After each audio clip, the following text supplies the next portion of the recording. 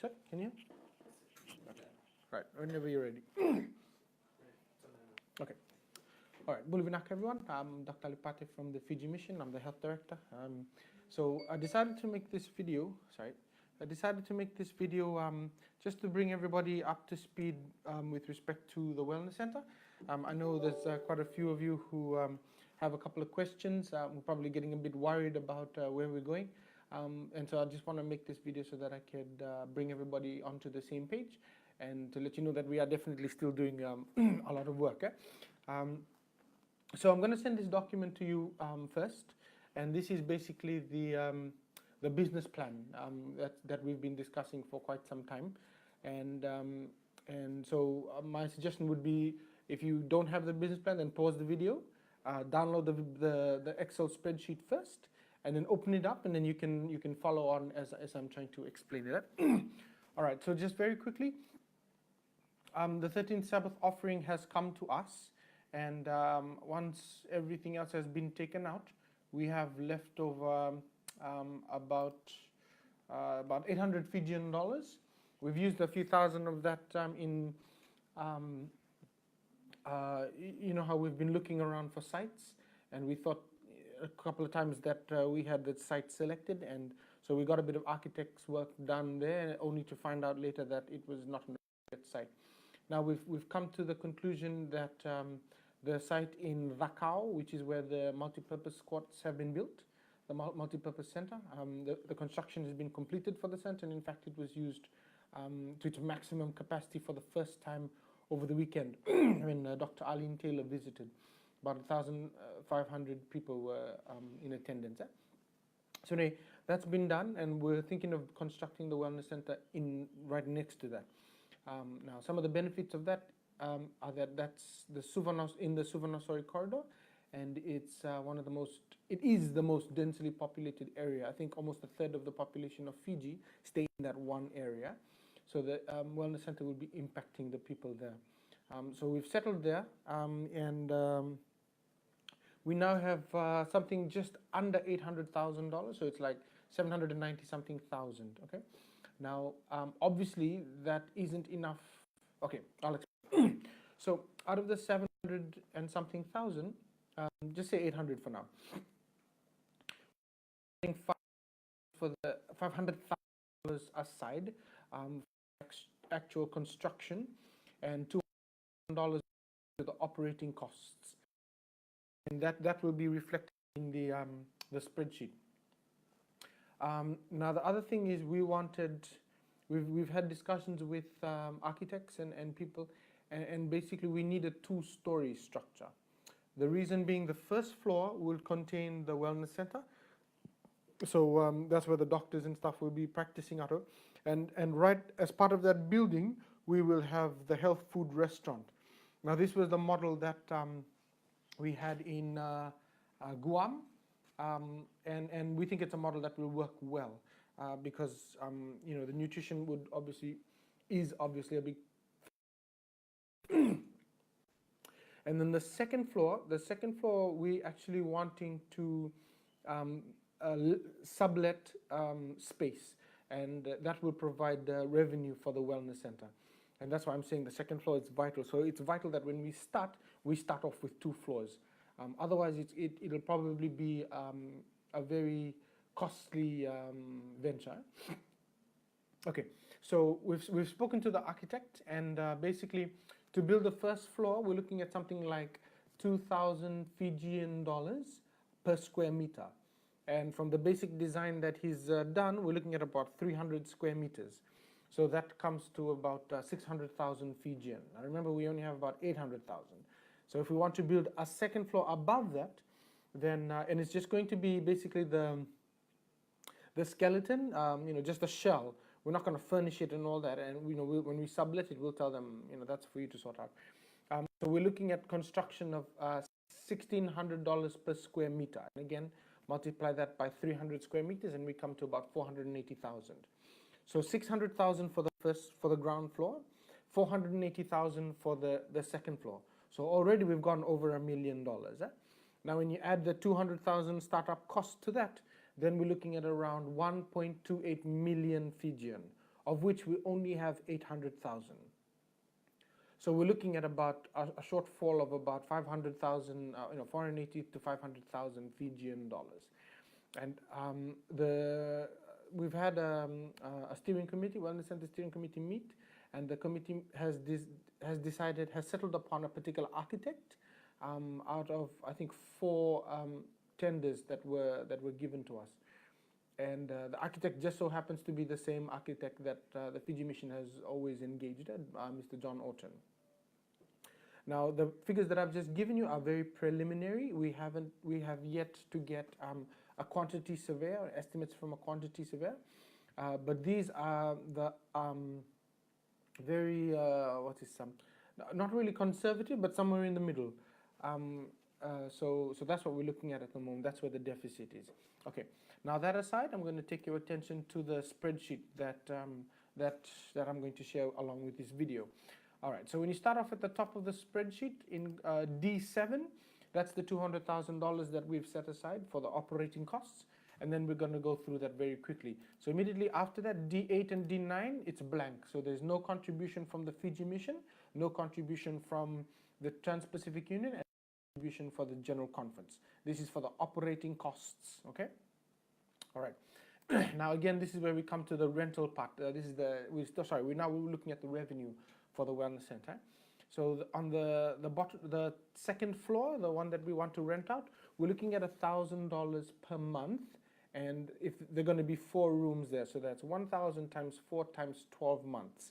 Now the reason we've chosen 1,000 is we've looked at the market area of that particular place, and the ones near us have their starts at 1,000, moves up. So we'll obviously start there, and then we'll see how high we can go from there. So that's $48,000. And then after that comes the health food cafe. Now you'll notice that the rent for the health food cafe isn't $1,000, it's half that, it's $500.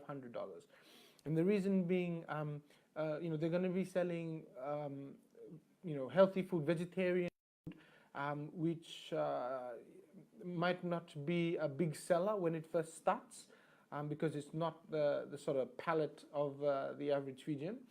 And so that's why we've made the cafe start off at a cheaper rate. Now the cafe, we are not necessarily wanting to take on that responsibility ourselves, so we're happy to outsource it with very strict guidelines, and obviously we'll be in charge of it, but we're only going to be renting it for half what we possibly could. Then there is opportunity for us to increase the rent as we go down and as the health food cafe becomes more popular. All right. Now these again are conservative figures. This is the medical services. That's on D13. And at the moment we're looking at only 15 patients, and $15 is the fee basically to see a doctor. And we multiplied that by a factor of 200 because roughly we're saying that we're going to be operating for only 200 days a year.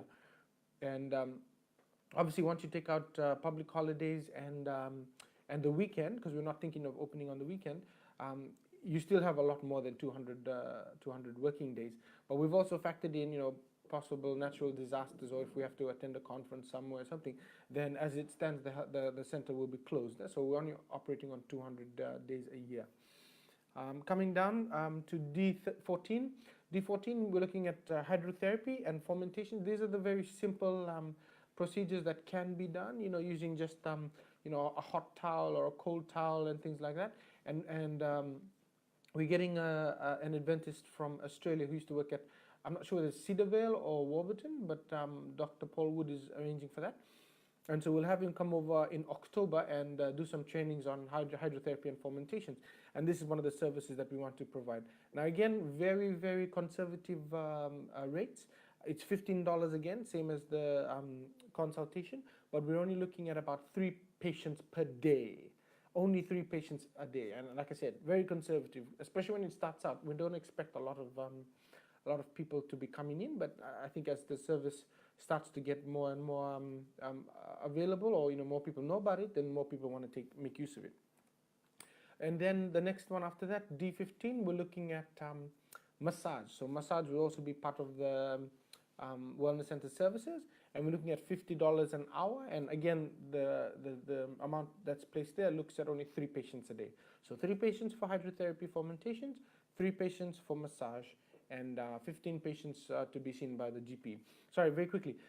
The medical services, the general consultation, this can be for anything, from a runny nose to high blood pressure, diabetes, you name it. And $15 is the market rate in that area. The other interesting thing is there are no private doctors in the immediate vicinity of where we are setting up. There is a local health center called the Valley Level Health Center, and Valley Level Health Center, as it stands today, is the busiest health center in Fiji. And so the setup of this wellness center, we will be able to pull a couple of their patients across to us. And at the end of this, I'll explain why. Yeah, so that's so I've spoken about medical, hydrotherapy and massage. And then last is diet counseling. So diet counseling for us, we're going to just have 3 patients a day, and again, it's $15 fees. Now, coming to the last one is the CHIP program. After we've cut out all our expenses, the CHIP kits and all that, we're just looking at 20 CHIP participants, and the program will be run 4 times throughout the year. Again, very conservative figures. But from every CHIP program that we run, we make $500. That's after all the expenses have been paid. You get approximately $500 from that. So that brings us to total revenue of about $349,000 that we can make in the first year. And then you'll notice as you go across that amount reduces significantly, and that is because we no longer have the the 13th Sabbath offering. So it should all be much less than that. So let me make an adjustment. I just saw a mistake. So we're looking at about $190,000 a year from the second year onwards in terms of revenue. All right, now come down to expenses. So that's on D24. D24 is looking at 1 doctor, and the salary for this doctor is $45,000. The market rate is well above that. So as an intern at CWM now, your starting salary is about $50,000. But we've reduced this to say that it's around market rate, but not exactly. It's still a bit less. And the nurse is paid $30,000. Now $30,000 is well above market rate. $24,000 is, I think, an established nurse. And so $30,000 is pretty good for a nurse. Dietitians, $24,000. That's the starting rate for a dietitian in Fiji. And then we have a masseuse who also doubles as a cleaner, and that person will be starting on $13,000, which is above minimum wage for Fiji. And the secretary would again also double as a cleaner, and they're starting at $13,000, which, like I said, is above minimum wage. Then we got the FNPF deduction on D29, and then professional fees. This is for something called the continuing medical education, and this will be specifically for the doctor and nurse. In Fiji, for a doctor, you have to make 25 CME points per year, and the nurse is, I think, something like 50. So this would pay for things like conferences, conference attendance, and things like that. And then you have internet and hosting. That's internet services, furniture and fittings. I did a rough calculation based upon another clinic in Suva, and we're looking, because we're going to have 4 rooms there, special rooms for doctors. Special clinic rooms. I just had a quick look and comparing it to one of the local hospitals we have here. It's about $10,000 worth of equipment per room. And since we have 4 rooms, we're looking at $40,000. And then the next $40,000 for medical equipment, that's specifically for the treatment room. So that's things like ECGs and other stuff like that. But that will come to another $40,000. The medical supplies, we're looking at around $2,000 per month. And these would be things like plasters, bandages, the simple medical stuff to be used in the treatment room. Cleaning supplies, obviously, for cleaning the wellness center. Electricity, we're looking at $800. And this is just the wellness center itself. We're going to sell their own electricity, just mixed. Water sewage, again, for the wellness center. City rates, garbage collection fees, groundskeeping and maintenance, and others. And so those expenses, operational expenses, come to about $288,000 a year. and subsequent years after that, just a little over 200,000. So already that's more than what our expenses are. And then you need to add on the administration costs. So we got things like, transportation, hospitality for visiting people, bank fees, auditing fees. We got building and equipment depreciation, but we've actually taken that out of the calculation, but we're reflecting it on this so that we're actually recording it. Equipment insurance, building insurance, permits and licensings. And in Fiji, we have something called the FNU levy, which is payable to the Fiji National University. I think it's a certain percent, 1%. It's 1% of your revenue. And advertising and awareness, we're going to put there for marketing purposes. So all in all, our expenses come to about 326,000 for the first year, and then 240,000 for subsequent years after that. That's provided we remain at the same level. Now, in the first year, because we've got the $200,000 startup cost, we actually have a positive. What's that? We've got extra money, so we don't have a net loss. We actually have a net gain of around 17,000 in the first year. But like I said, that's because of the 200,000 there. And then every subsequent year, we're losing about a little over 40,000. So in the third year, it's 38,000, but in all the other years, we're losing about $40,000. Okay, so it looks like the business plan has, it's engineered to make a loss, but we're not taking into account the fact that none of the staff will actually be paid by the mission. So the doctor's salary, the nurse's salary, the dietitians, all that is actually to the running of into the business plan. So one of the things the Fiji mission will have to do is to decide, whether they want to continue to pay the doctor and nurse. In fact, that's something that I will encourage. So if the Fiji mission decides to say cover the doctor and nurse's salary, then we're looking at 45,000 for the doctor, 30,000 for the nurse, so that's $75,000. If the Fiji mission puts that in every year, the Wellness Center will actually make a profit. And like I said, these are very conservative numbers. But like I said, it doesn't include any input from the Fiji mission, the Trans-Pacific Union, or the General Conference. Now, there's more good news. Even though we're making a loss at the moment, remember that the figures are conservative, number one. Number two, when I need to show you this, is we in Attorney General is also the Minister for Finance. So point number 107, and I'm happy to share this with you as well. So the budget address for 2018-2019 has an interesting section on something called the public-private partnerships.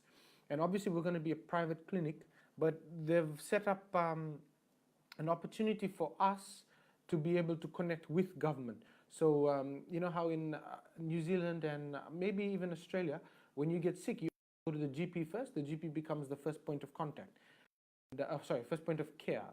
And then from there, then the GP tries to sort you out. If not, he refers you to a higher, the next level care center. Anyway, so Fiji is going down that path as well.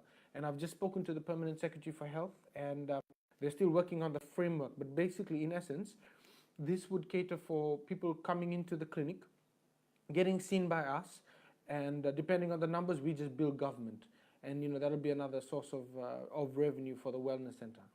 And we have, as an aside, we've got a lot of Seventh-day Adventist doctors who are willing to give up, a day in a week to come and be part of the Wellness Center and be a doctor at the Wellness Center for free. And so, the more patients we're able to see, the more money we're able to acquit for, to make. So that's one. The strengthening of the private-public partnership.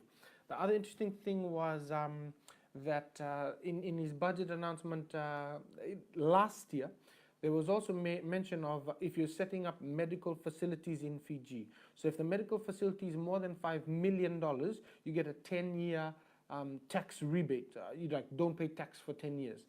But if it's less than 5 million but more than 1 million, there's also a tax rebate or some sort of concessions that apply. And I've written to the Permanent Secretary for Health as well to query this. And so because our center is going to cost a little more than $1 million, we will fall into that category for that tax rebate or tax concession. All right, so once again, in summary, we're building the clinic in a place that's got a lot of people, and so we've got a big base to build from. We've got a bit of a deficit, about $40,000 loss we're going to be making from the second year onwards, but that's with no input from the Fiji Mission Trans-Pacific Union or General Conference.